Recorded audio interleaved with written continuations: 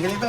Bibigyan ko yan ng tips. Wait lang, huwag mo na kayo mag-scroll. Bibigyan ko yan ng tips paano mag-check ng mga test papers pag napakadami ha.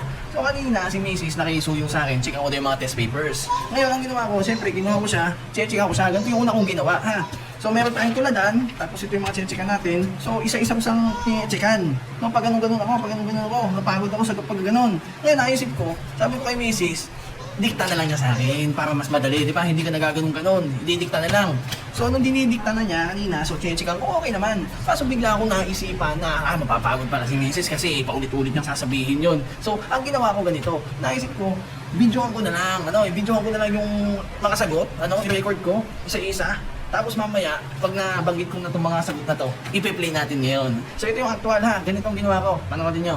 Ito yung actual ha, so i-video ko. B, C, A, D, D, C, C, A, B, A, B, B, C, B, D. C, D, B, C, A, C, B, D, A, C, B, D, C, B, C. So ito na, gagamitin natin to. Ipe-play ko to. Tapos habang sinisikan ko yung test papers ha. So, tara, handa natin na. Para mabilis tayo, Sige, game.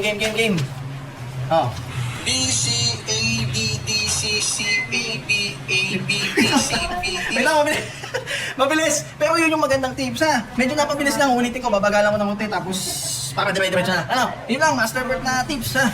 Sige, salamat.